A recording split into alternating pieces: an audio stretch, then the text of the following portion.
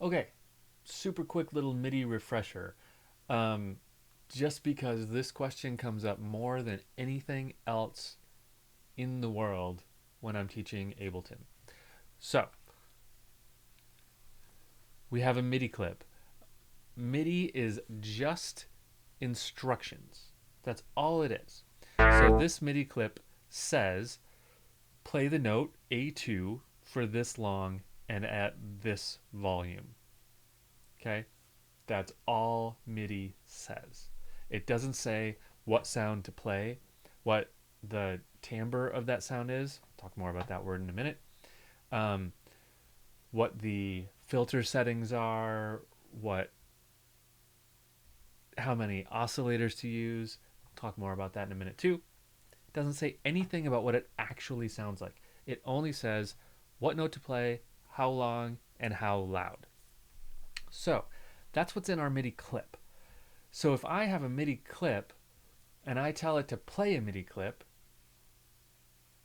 Live is going to play nothing. It's not going to make any sound. It's going to play the MIDI clip, but it's just going to say play this note, play that note, play that note. We have to assign it an instrument, a synthesizer, something that makes sound in order for it to make any sound with that clip, right? Because the clip, the MIDI clip, is just instructions telling the synthesizer what notes to play. Okay, so let me just demonstrate that really quick. Let me make a new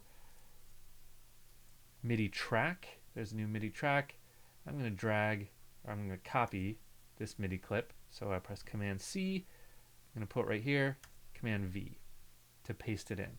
Now I have a MIDI clip on this track. Let's solo this so we only hear this track. Let's put our cursor right there and let's press play. We hear nothing, right? Because there is no instrument here. If I look down here, I see my MIDI clip. If I go over to this tab right here, I would see my instrument. And we can see it says drop an instrument here or a sample here.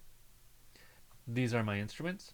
So if I take an instrument and I drag an instrument right there, now we will hear it. There it is.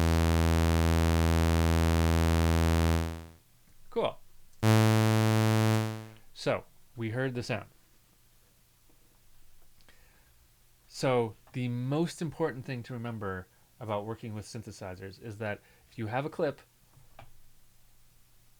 a MIDI clip makes no sound on its own. You have to assign it an instrument to make sound with.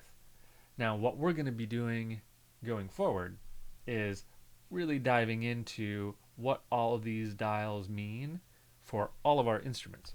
So we can really kind of get in the weeds and program this sound to sound exactly how we want and do some good sound design.